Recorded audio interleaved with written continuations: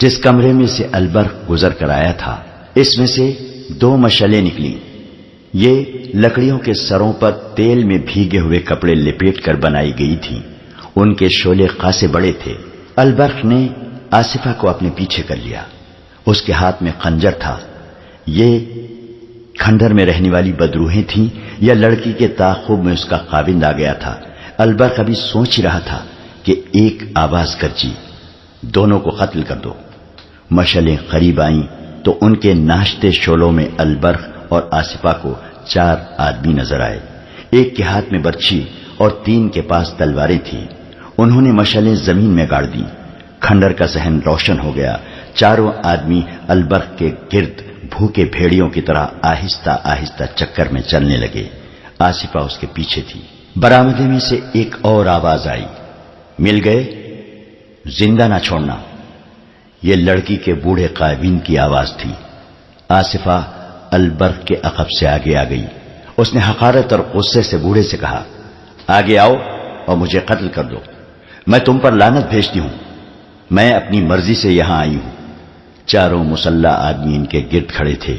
برچی والے نے برچی آہستہ آہستہ آصفہ کی طرف کی اور اس کی نوک اس کے پہلو سے لگا کر کہا، مرنے سے پہلے برچی کی نوک دیکھ لو، لیکن تم سے پہلے یہ شخص تڑپ تڑپ کر تمہارے سامنے مرے گا جس کی خاطر تم یہاں آئی ہو۔ آصفہ نے جھپٹا مار کر برچی پکڑ لی اور جھٹکا دے کر برچی چھین لی۔ آصفہ البرق سے الگ ہو گئی اور للکار کر کہا، آؤ آگے آؤ، میں دیکھتی ہوں کہ تم مجھ سے پہلے اس آدمی کو کس طرح قتل کرتے ہو۔ البرق خنجر آگے کیے اس کے سامنے آ گیا۔ لڑکی نے برچی سے اس پر وار کیا جس سے اس نے برچی چھیننی تھی۔ وہ آدمی پیچھے کو بھاگا۔ اس کے ساتھیوں نے البرق پر حملہ کرنے کی بجائے صرف پینترے بدلے۔ وہ البرق کو آسانی سے قتل کر سکتے تھے مگر وہ بڑھ کر حملہ نہیں کر رہے تھے۔ آصفہ کی للکار گرج رہی تھی۔ وہ بڑھ کر وار کرتی تھی مگر وار خالی جاتا تھا۔ البرق نے ایک آدمی پر خنجر سے حملہ کیا تو 2 آدمی اس کے پیچھے آئے۔ آصفہ ایک ہی جست میں اس کے پیچھے ہو گئی۔ اس کے ہاتھ میں لمبی برچی تھی جو تلوار کا مقابلہ کر سکتی تھی۔ خنجر تلوار کے مقابلے میں کچھ بھی نہیں تھا۔ بوڑھا ایک طرف کھڑا اپنے آدمیوں کو للکار رہا تھا۔ تھوڑی سی دیر انہوں نے البرق اور آصفہ پر حملے کیے۔ آصفہ ان پر ٹوٹ ٹوٹ پڑتی تھی۔ البرق وار بچاتا تھا اور خنجر سے وار کرنے کی کوشش کرتا تھا مگر عجیب امر یہ تھا کہ لڑکی کے حملوں کے باوجود کوئی زخمی نہیں ہوا۔ بوڑھے کے آدمیوں نے بھی تیغ زنی کے جوہر دکھائے مگر البرق اور آصفہ کو خراش تک نہ آئی۔ اتنے میں بوڑھے نے کہا، رک جاؤ، اور لڑائی بند ہو گئی۔ میں ایسی بے وفا لڑکی کو گھر میں نہیں رکھنا چاہتا۔ بوڑھے نے کہا، مجھے معلوم نہیں تھا کہ اتنی دلیر اور بہادر ہے۔ اگر اسے میں زبردستی لے بھی گیا تو یہ مجھے قتل کر دے گی۔ میں تمہیں اس کی پوری قیمت دوں گا۔ البرق نے کہا، کہو تم نے اسے کتنے میں خریدا تھا؟ بوڑھا ہاتھ بڑھا کر آگے بڑھا اور البرق سے ہاتھ ملا کر بولا، میرے پاس دولت کی کمی نہیں، میں یہ لڑکی تمہیں بخش دیتا ہوں۔ اسے تمہارے ساتھ اتنی محبت ہے کہ تمہاری خاطر اتنے سارے آدمیوں کے مقابلے میں آ گئی ہے۔ میں اسے اس لیے بھی تمہارے حوالے کرتا ہوں کہ یہ جنگجو نسل کی لڑکی ہے۔ میں تاجر اور سوداگر ہوں، یہ کسی تم جیسے جنگجو کے گھر میں اچھی لگے گی۔ تیسری وجہ یہ ہے کہ تم سلطان صلاح الدین ایوبی کی حکومت کے حاکم ہو۔ میں سلطان کا وفادار اور مرید ہوں۔ میں تمہیں ناراض نہیں کرنا چاہتا۔ جاؤ، میں نے اسے طلاق دی اور اسے تم پر حلال کر دیا۔ چلو دوستو، انہیں اکیلا چھوڑ دو۔ وہ مشعلیں اٹھا کر چلے گئے۔ البرق کی حیرت کی انتہا یہ تھی کہ اس کے پاؤں تلے زمین ہلنے لگی۔ اسے یقین نہیں آ رہا تھا۔ وہ اسے بوڑھے کا فریب سمجھ رہا تھا۔ اسے یہ خطرہ نظر آ رہا تھا کہ یہ لوگ راستے میں گھات لگا کر ان دونوں کو قتل کریں گے۔ آصفہ کے ہاتھ میں برچھی تھی۔ وہ البرق نے لے لی اور کچھ دیر بعد کھنڈر سے نکلے۔ وہ دائیں بائیں اور پیچھے دیکھتے تیز تیز چلنے لگے۔ ذرا سی آہٹ سنائی دیتی تو وہ چونک کر رک جاتے، ہر طرف اندھیرے میں دیکھنے کی کوشش کرتے اور آہستہ آہستہ چل پڑتے۔ شہر میں داخل ہوئے تو ان کی جان میں جان آئی۔ آصفہ نے رک کر بازو البرق کے گلے میں ڈال دیے اور پوچھا، آپ کو مجھ پر اعتماد ہے یا نہیں؟ البرق نے اسے سینے سے لگا لیا۔ اس پر جذبات کا اتنا غلبہ تھا کہ کچھ بول نہ سکا۔ لڑکی نے اسے بے دام قریب لیا تھا۔ اسے یہ تو اب پتہ چلا تھا کہ لڑکی اسے کیسی دیوانگی سے چاہتی ہے اور کتنی بہادر ہے۔ دراصل وہ لڑکی کے حسن پر مر مٹا تھا۔ اس کی بیوی اس کی ہم عمر تھی۔ آصفہ کو دیکھ کر اس نے محسوس کیا کہ وہ بیوی اس کے کام کی نہیں رہی۔ اس دور میں جب عورت فروخت ہوتی تھی، گھر میں بیوی کی کوئی حیثیت نہ تھی۔ بیک وقت 4 بیویاں تو خاوند اپنا حق سمجھتا تھا، لیکن جو پیسے والے تھے وہ 2-4 خوبصورت لڑکیاں بغیر نکاح کے رکھ لیتے تھے۔ مسلمان عمرہ کو عورت نے ہی تباہ کیا تھا۔ ان کے ہاں یہ بھی رواج تھا کہ ایک آدمی کی بیویاں خاوند کی خوشنودی حاصل کرنے کے لیے ڈھونڈ ڈھونڈ کر خوبصورت لڑکیاں خاوند کو بطور تحفہ پیش کرتی تھیں۔ البرق جب آصفہ کو ساتھ لیے گھر میں داخل ہوا تو سب سوئے ہوئے تھے۔ صبح اس کی بیوی نے اپنے خاوند کے پلنگ پر اتنی حسین لڑکی دیکھی تو اسے ذرہ بھر محسوس نہ ہوا کہ اس کا سہاگ اجڑ گیا ہے، بلکہ وہ خوش ہوئی کہ اس کے اتنے اچھے خاوند کو اتنی خوبصورت لڑکی مل گئی ہے۔ اس کے آ جانے سے وہ کچھ فرائض سے سبکدوش ہو گئی تھی۔ البرق کی حیثیت ایسی تھی کہ وہ ایک اور بیوی یا داشتہ رکھ سکتا تھا۔ صلاح الدین ایوبی مسلمانوں کو عورت سے اور عورت کو مسلمانوں سے آزاد کرنا چاہتا تھا۔ وہ ایک خاوند ایک بیوی کا حکم نافذ کرنا چاہتا تھا، مگر ابھی وہ ہر اس امیر اور وزیر کو دشمن بنانے سے ڈرتا تھا جس نے کئی لڑکیوں کو گھروں میں رکھا ہوا تھا۔ عورت کے خریدار یہی لوگ تھے۔ انہی کی دولت سے عورت کھلی منڈی میں نیلام ہوتی تھی، اغوا کی وارداتیں ہوتی تھیں، قتل اور خون خرابے ہوتے تھے، اور عمرا اور حاکموں کی زن پرستی کا ہی نتیجہ تھا کہ عیسائیوں اور یہودیوں نے لڑکیوں کی وساست سے ہی سلطنت اسلامیہ میں زہر بھر دیا تھا۔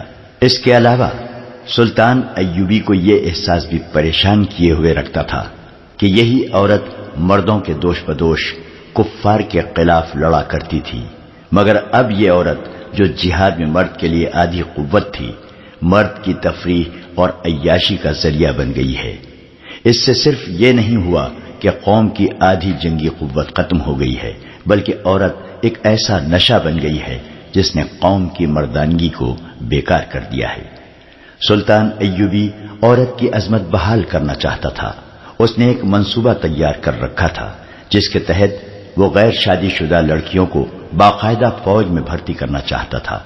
اسی کے تحت حرم بھی خالی کرنے تھے، مگر ایسے احکام وہ اسی صورت نافذ کر سکتا تھا کہ سلطنت کی خلافت یا امارت اس کے ہاتھ میں آ جائے۔ یہ مہم بڑی دشوار تھی۔ اس کے دشمنوں میں اپنوں کی تعداد زیادہ تھی اور وہ جانتا تھا کہ قوم میں ایمان فروشوں کی تعداد بڑھتی جا رہی ہے۔ اسے یہ معلوم نہیں ہوا تھا کہ اس کا ایک معتمد خاص اور حکومت کے رازوں کا رکھوالا قادم الدین البرق بھی ایک نوجوان حسینہ کو گھر لے آیا ہے، اور یہ لڑکی اس کے اعصاب پر ایسی بری طرح چھا گئی ہے کہ وہ اب فرائض سلطنت سے بے پرواہ ہو سکتا ہے۔ فوجی میلے میں مصر کے لوگ سلطان ایوبی کی فوجی طاقت سے مرعوب نہیں ہوئے، بلکہ اسے اسلامی اور مصری فوج سمجھ کر اس سے متاثر ہوئے تھے۔ سلطان ایوبی تقریریں کرنے والا حاکم نہیں تھا، لیکن اس دن اتنے بڑے اجتماع سے اس نے خطاب کرنا ضروری سمجھا۔ اس نے کہا کہ یہ فوج قوم کی عصمت کی محافظ اور اسلام کی پاسبان ہے۔ اس نے صلیبیوں کے عزائم تفصیل سے بیان کیے اور مصریوں کو بتایا کہ عرب میں مسلمان عمرا اور حاکموں کی تہش پرستی کی وجہ سے صلیبیوں نے وہاں مسلمانوں کا جینا حرام کر رکھا ہے۔ وہ قافلوں کو لوٹ لیتے ہیں، مسلمان لڑکیوں کو اغوا کر کے بے آبرو کرتے پھر انہیں بیچ ڈالتے ہیں۔ سلطان ایوبی نے لوگوں کو قومی جذبے سے آگاہ کر کے انہیں کہا کہ وہ فوج میں بھرتی ہو کر اپنی بیٹیوں کی عصمت اور اسلام کی عظمت کی پاسبانی کریں۔ سلطان کی تقریر میں جوش تھا اور ایسا تاثر کہ تماشائیوں کے دلوں میں ہلچل مچ گئی۔ اور اسی روز جوان آدمی فوج میں بھرتی ہونے لگے۔ 10 روز تک بھرتی ہونے والوں کی تعداد 6000 ہو گئی۔ اس میں کم و بیش 1500 جوان اپنے اونٹ ساتھ لائے اور 1000 کے قریب گھوڑوں اور خچروں سمیت آئے۔ سلطان نے انہیں جانوروں کا معاوضہ فوری طور پر ادا کر دیا اور فوج نے ان کی ٹریننگ شروع کر دی۔ میلے کے 3 ماہ بعد سلطان کی فوج میں 3 جرائم کی رفتار بڑھنے لگی: چوری، جوا بازی اور رات کی غیر حاضری۔ یہ جرائم اس سے پہلے بھی ہوتے تھے لیکن نہ ہونے کے برابر تھے۔ فوجی میلے کے بعد یہ وبا کی صورت اختیار کرنے لگے۔ ان تینوں کی بنیاد جوا بازی تھی۔ چوری کی وارداتیں اسی حد تک محدود تھیں کہ سپاہی کی کوئی ذاتی چیز چرا کر بازار میں بیچ ڈالتا تھا، مگر ایک رات فوج کے 3 گھوڑے غائب ہو گئے۔ سواروں اور سپاہیوں کی تعداد پوری تھی، کوئی بھی غیر حاضر نہیں تھا۔ اگر اس نقصان کو نظر انداز کر دیا جاتا تو اگلی بار 10 گھوڑے چوری ہو جاتے۔ اعلی حکام تک رپورٹ پہنچی۔ انہوں نے نوجوانوں کو سزا سے ڈرایا، خدا سے ڈرایا، مگر یہ تینوں جرائم بڑھتے گئے۔ ایک رات ایک سپاہی پکڑا گیا۔ وہ کہیں سے کیمپ میں آ رہا تھا۔ اس سے پہلے رات کو غیر حاضر ہونے والے سپاہی چوری چھپی سنتریوں سے بچ کر نکل جاتے اور بچتے بچاتے آ جاتے تھے، لیکن یہ سپاہی لڑکھڑاتا آ رہا تھا۔ سنتری نے اسے دیکھ لیا اور اسے پکارا۔ سپاہی رک گیا اور گر پڑا۔ سنتری نے دیکھا کہ یہ خون میں نہایا ہوا ہے۔ اسے اٹھا کر اپنے عہدیدار کے پاس لے آیا۔ اس کی مرہم پٹی کی گئی، مگر وہ زندہ نہ رہ سکا۔ مرنے سے پہلے اس نے بتایا تھا کہ وہ اپنے ایک ساتھی سپاہی کو قتل کر آیا ہے۔ اس کی لاش کیمپ سے نصف کوس دور ایک خیمے میں پڑی ہے۔ اس کے بیان کے مطابق وہاں 3 خیمے تھے۔ وہ لوگ خانہ بدوش تھے۔ ان کے پاس خوبصورت عورتیں تھیں۔ وہ ان عورتوں کی نمائش فوجیوں میں کیا کرتے تھے۔ رات کو سپاہی وہاں تک پہنچ جاتے، وہ دوسروں کو بتاتے تو وہ بھی چلے جاتے۔ وہ خانہ بدوش صرف عصمت فروش نہیں تھے، ان کی ہر عورت اپنے ہر فوجی گاہک کو یہ تاثر دیتی تھی کہ وہ اس پر فدا ہے اور اس کے ساتھ شادی کر لے گی۔ بعد کی تحقیقات سے پتہ چلا کہ انہوں نے سپاہیوں میں رقابت پیدا کر دی تھی۔ اسی کا نتیجہ تھا کہ یہ 2 سپاہی خانہ بدوشوں کے خیمے میں لڑ پڑے۔ ایک مارا گیا اور دوسرا زخمی ہو کر آیا اور بیان دے کر مر گیا۔ دوسرے سپاہی کی لاش لانے کے لیے آدمی روانہ کر دیے گئے۔ ان کے ساتھ ایک کماندار بھی تھا۔ مرنے والے سپاہی نے راستہ اور جگہ بتا دی تھی۔ وہاں گئے تو دیکھا کہ سپاہی کی لاش پڑی ہے، خیمے نہیں ہیں۔ وہاں کے نشان بتا رہے تھے کہ یہاں سے خیمے اکھاڑے گئے ہیں۔ رات کے وقت ان کی تلاش ممکن نہیں تھی۔ سپاہی کی لاش اٹھا لائے۔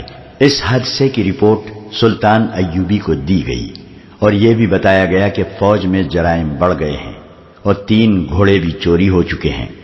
سلطان نے علی بن سفیان کو بلا کر کہا کہ وہ سپاہیوں کے بھیس میں اپنے سراغ رساں فوج میں شامل کر کے معلوم کرے کہ یہ جرائم کیوں بڑھ گئے ہیں۔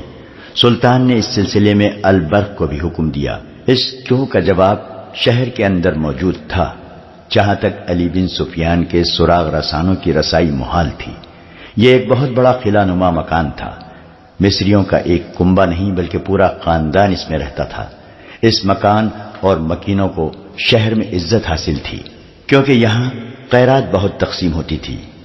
ناداروں کو یہاں سے مالی مدد ملتی تھی۔ فوجی میلے میں اس خاندان نے سلطان ایوبی کو اشرفیوں کی 2 تھیلیاں فوج کے لیے پیش کی تھی۔ یہ سوداگر خاندان تھا۔ مصر میں سلطان ایوبی کے آنے سے پہلے یہ مکان سوڈانی فوج کے بڑے رتبے والوں اور انتظامیہ کے حاکموں کی مہمان گاہ بنا رہا تھا۔ سوڈانیوں کو سلطان ایوبی نے آ کر ختم کر دیا تو اس خاندان کی وفاداریاں حکومت کے ساتھ رہیں اور یہ سلطان ایوبی کا وفادار ہو گیا۔ جس روز سلطان ایوبی نے البرق اور علی بن سفیان کو حکم دیا کہ وہ فوج میں جرائم کی وبا کی وجوہات معلوم کریں، اس سے اگلی رات اس مکان کے ایک کمرے میں 10-12 آدمی بیٹھے تھے۔ شراب کا دور چل رہا تھا۔ کمرے میں ایک بوڑھا آدمی داخل ہوا۔ اسے دیکھ کر سب اٹھ کھڑے ہوئے۔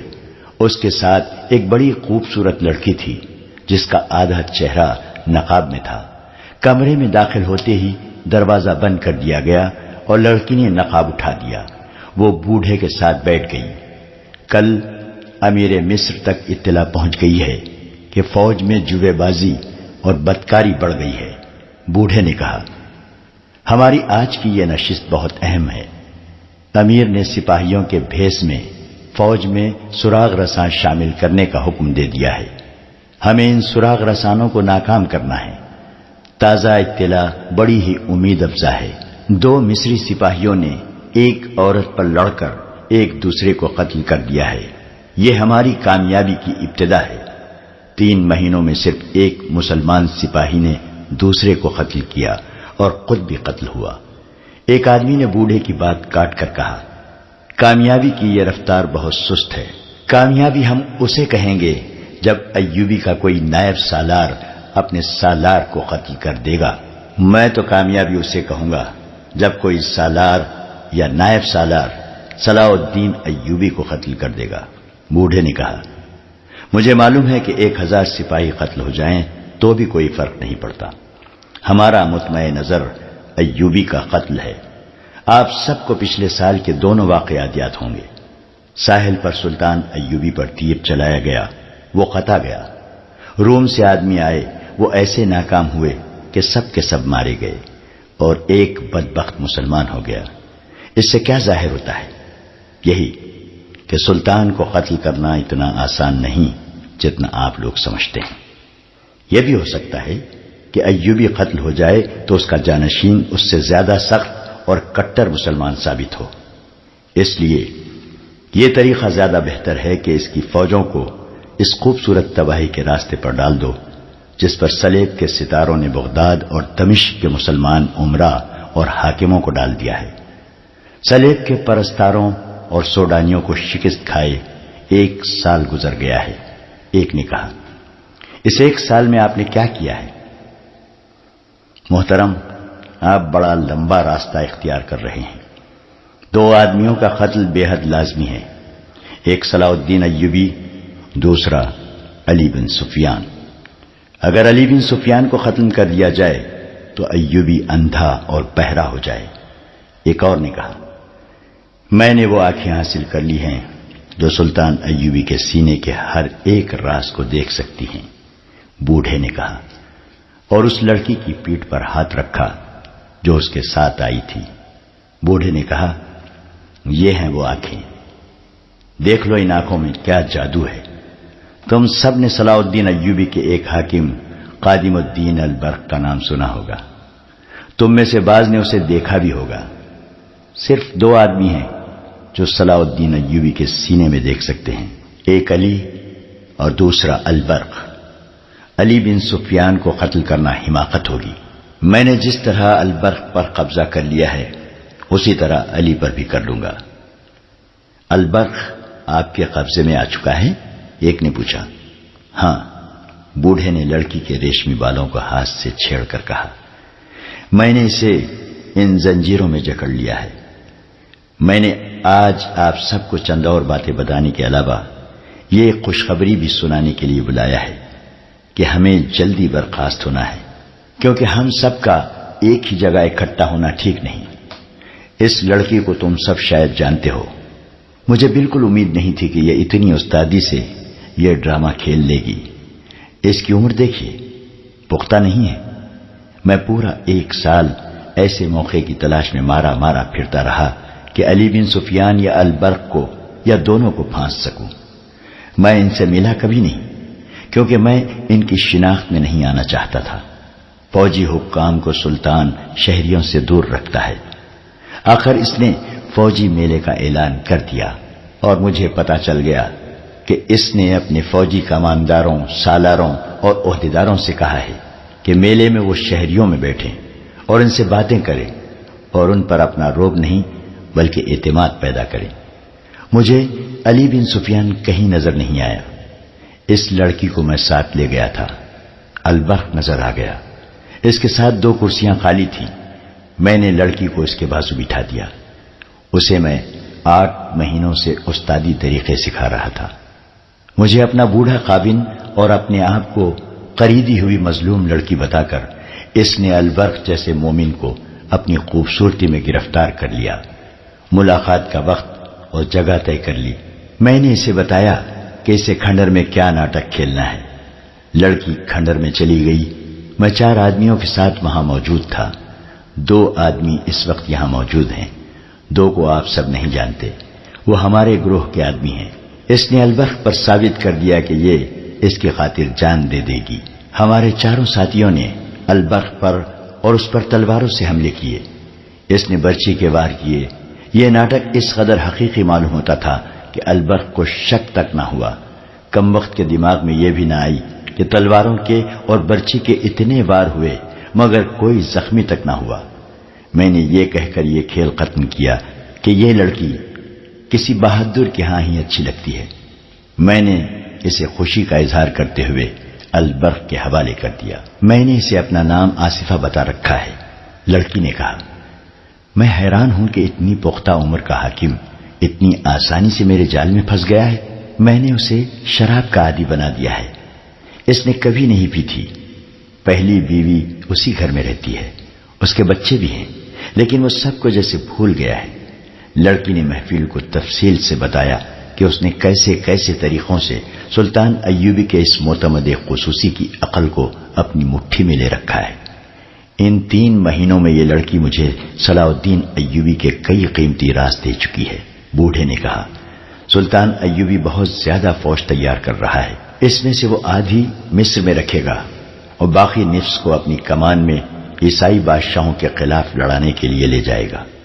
اس کی نظر یروشلم پر بھی ہے، لیکن البرق سے اس لڑکی نے جو راز لیے ہیں وہ یہ ہیں کہ سلطان سب سے پہلے اپنے مسلمان حکمرانوں اور قلعے داروں کو متحد کرے گا۔ ان کے اتحاد کو صلیب کے پرستاروں نے بالکل اسی طرح بکھیر دیا ہے جس طریقے سے ہم نے البرق کو اپنے قبضے میں لے لیا ہے۔ تو کیا ہم یہ سمجھیں کہ البرق اب ہمارے گروہ کا فرد ہے؟ ایک آدمی نے پوچھا۔ نہیں، بوڑھے نے جواب دیا، وہ سچے دل سے ایوبی کا وفادار ہے۔ وہ اتنا ہی وفادار اس لڑکی کا بھی ہے۔ یہ لڑکی سلطان، قوم اور اسلام کی وفاداری کا اظہار ایسے والہانہ طریقے سے کرتی ہے کہ البرق اسے قوم کی جانباز بیٹی سمجھتا ہے۔ اس لڑکی کے حسن و جوانی اور محبت کے عملی اظہار کا جادو الگ ہے۔ البرق کو ہم اپنے ساتھ نہیں ملا سکتے۔ ضرورت ہی کیا ہے، وہ پوری طرح ہمارے ہاتھوں میں کھیل رہا ہے۔ سلطان ایوبی اور کیا کرنا چاہتا ہے؟ اس گروہ کے ایک رکن نے پوچھا۔ اس کے ذہن میں سلطنت اسلامیہ ہے، بوڑھے نے کہا۔ وہ صلیب کی سلطنت میں اسلام کا جھنڈا گاڑنے کا منصوبہ بنا چکا ہے۔ ہمارے ان جاسوسوں کو جو سمندر پار سے آئے ہیں ایوبی نے گرفتار اور بیکار کرنے کے لیے علی بن سفیان کی نگرانی میں ایک بہت بڑا گروہ تیار کیا ہے۔ البرق سے حاصل کی ہوئی اطلاعات کے مطابق اس نے جابازوں کی ایک الگ فوج تیار کی ہے جسے وہ صلیبی ملکوں میں بھیج کر جاسوسی اور تباہی کرائے گا۔ اس فوج کی ٹریننگ شروع ہو چکی ہے۔ صلاح الدین ایوبی کے منصوبے بہت خطرناک ہیں۔ انہی کو عملی جامہ پہنانے کے لیے اس نے فوجی میلے کا ڈھونگ رچایا اور 6-7 ہزار جوان بھرتی کر لیے ہیں۔ لوگ ابھی تک بھرتی ہو رہے ہیں۔ بھرتی ہونے والوں میں سوڈانی بھی ہیں۔ مجھے اوپر سے جو ہدایات ملی ہیں وہ یہ ہیں کہ ایوبی کی فوج میں بدکاری کے بیج بونے ہیں۔ اس کا طریقہ یہ ہے کہ ان کے دلوں میں عورت اور جوا داخل کر دو۔ بوڑھے نے بتایا کہ اس نے فوجی میلے کے فوراً بعد اپنے آدمی بھرتی کرا دیے تھے۔ انہوں نے بڑی خوبی سے فوج میں جوا شروع کرا دیا ہے۔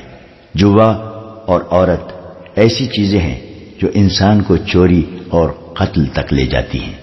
اس نے دوسرا طریقہ یہ بتایا کہ عصمت فروش عورتوں کو ٹریننگ دے کر فوجی کیمپوں کے ارد گرد چھوڑ دیا گیا ہے جو یہ ظاہر نہیں ہونے دیتی کہ وہ پیشاور ہیں۔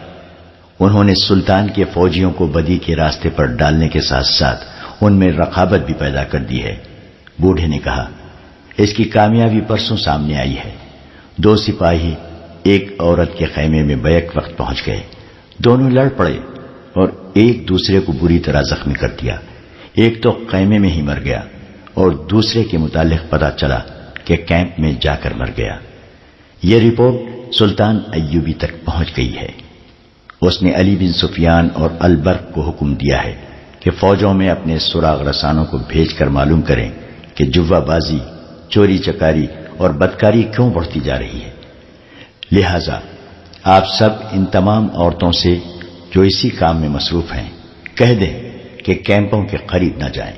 اسی مجلس میں یہ بھی بتایا گیا کہ آصفہ، جس کا اصلی نام کچھ اور تھا، 5ویں چھٹی رات اس بوڑھے کو اطلاعیں دینے جاتی ہیں جو وہ البرق سے حاصل کرتی ہے۔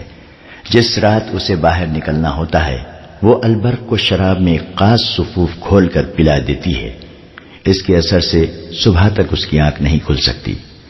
مجلس میں یہ انکشاف بھی ہوا کہ مصر کے شہروں اور قصبوں میں خفیہ قہبہ خانے اور قمار خانے قائم کر دیے گئے ہیں۔ ان کے اثرات امید افزا ہیں۔ تربیت یافتہ عورتیں اچھے اچھے گھرانوں کے نوجوانوں کو بدکاری کے راستے پر ڈالتی جا رہی ہیں۔ اب کوشش یہ کی جائے گی کہ مسلمان لڑکیوں میں بھی بے حیائی کا رجحان پیدا کیا جائے۔ یہ محفل جو جاسوسوں کا ایک خفیہ اجلاس تھا برخاست ہوئی۔ وہ سب اکٹھے باہر نہ نکلے۔ ایک آدمی باہر جاتا تھا، 10-15 منٹ بعد دوسرا آدمی نکلتا تھا۔ بوڑھا بھی چلا گیا تھا، صرف آصفہ اور ایک آدمی رہ گیا۔ آصفہ نے نقاب میں چہرہ چھپایا اور اس آدمی کے ساتھ نکل گئی۔ البرق نے آصفہ کو ایک راز بنا کے رکھا ہوا تھا۔ اس نے ابھی کسی کو نہیں بتایا تھا کہ اس نے دوسری شادی کر لی ہے۔ دوسری شادی معیوب نہیں تھی، لیکن وہ ڈرتا تھا کہ دوست مزاح کریں گے کہ اتنا عرصہ ایک بیوی کے ساتھ گزار کر 40 سال کی عمر میں نوجوان لڑکی کے ساتھ شادی کر لی، مگر یہ بھید چھپ نہ سکا۔ علی بن سفیان نے شہر میں اور فوجی کیمپوں کے ارد گرد اپنے جاسوس پھیلا رکھے تھے۔ اسے یہ اطلاعیں مل رہی تھی کہ فوجی میلے کے بعد شہر میں بھی جوا اور بدکاری بڑھ رہی ہے۔ ایک روز ایک سراغ رسا نے علی بن سفیان کو یہ رپورٹ دی کہ گزشتہ 3 مہینوں میں اس نے 4 بار دیکھا ہے کہ خادم الدین البرق کے گھر سے رات اس وقت جب سب سو جاتے ہیں ایک عورت سیاہ لبادے میں لپٹی ہوئی نکلتی ہے۔ وہ تھوڑی دور جاتی ہے تو ایک آدمی اس کے ساتھ ہو جاتا ہے۔ سراغ رسا نے بتایا کہ 2 بار اس نے یہیں تک دیکھا۔ تیسری بار اس نے اس عورت کا پیچھا کیا۔ وہ اس آدمی کے ساتھ ایک مکان میں چلی گئی، وہاں سے کچھ دیر بعد نکلی اور اس آدمی کے ساتھ واپس چلی گئی۔ اس سراغ رسا نے بتایا کہ اس نے اس عورت کو گزشتہ رات گھر سے نکلتے ایک آدمی کے ساتھ جاتے دیکھا تو تعقب کیا۔ وہ اسی مکان میں داخل ہو گئی۔ ذرا سی دیر بعد وہ ایک آدمی کے ساتھ مکان سے نکلی۔ وہ دونوں شہر کے ایک بہت بڑے مکان میں داخل ہو گئے۔ سراغ رساں مکان سے دور دور رہا۔ بہت سا وقت گزر جانے کے بعد اس مکان سے ایک ایک کر کے 11 آدمی نکلے۔ آخر میں یہ عورت ایک آدمی کے ساتھ نکلی۔ سراغ رساں اندھیرے سے فائدہ اٹھاتے ہوئے ان کے تعقب میں گیا۔ البرق کے مکان سے کچھ دور آدمی ایک اور طرف چلا گیا اور عورت البرق کے مکان میں داخل ہو گئی۔ سراغ رساں البرق جیسے حاکم کے گھر کے متعلق کوئی بات کہنے کی جرت نہیں کر سکتا تھا، لیکن علی بن سفیان کی ہدایات اور احکام بڑے ہی سخت تھے۔ اس نے اپنے جاسوسوں، مخبروں اور سراغ رسانوں سے کہہ رکھا تھا کہ وہ سلطان ایوبی کی کسی حرکت کو شک سے دیکھے تو بھی اسے بتائیں۔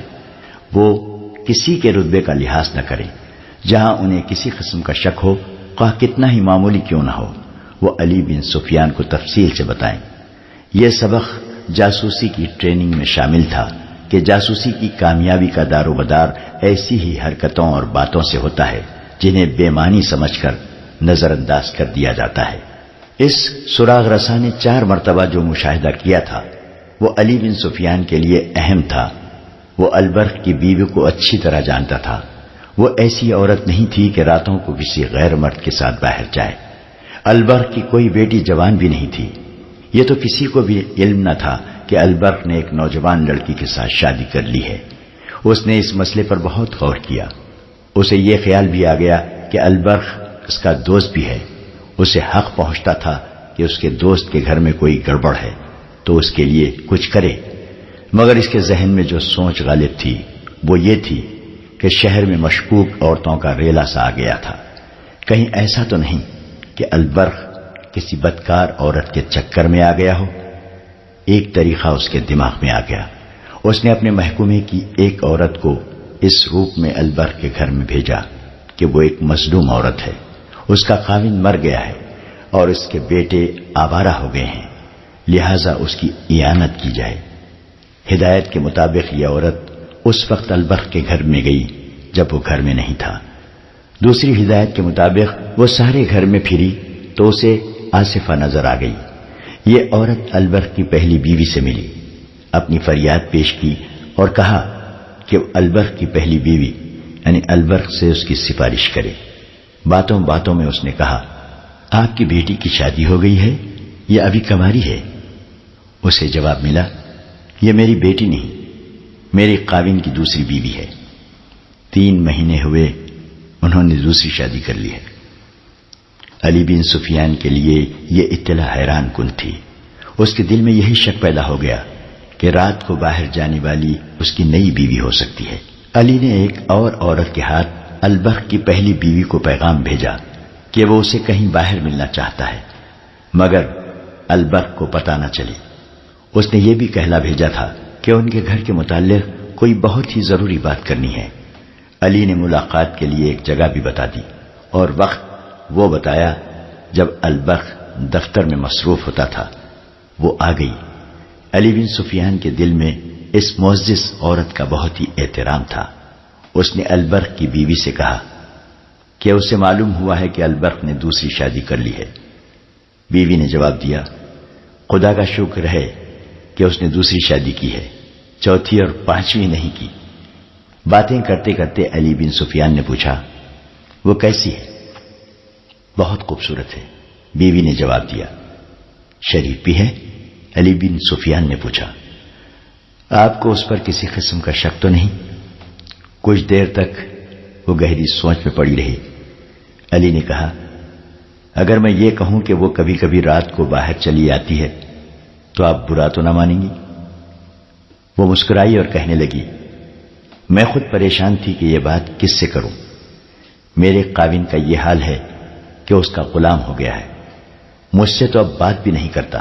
میں اس لڑکی کے خلاف خاوند کے ساتھ بات کروں تو مجھے گھر سے نکال دے، وہ سمجھے گا کہ میں حسد سے شکایت کر رہی ہوں۔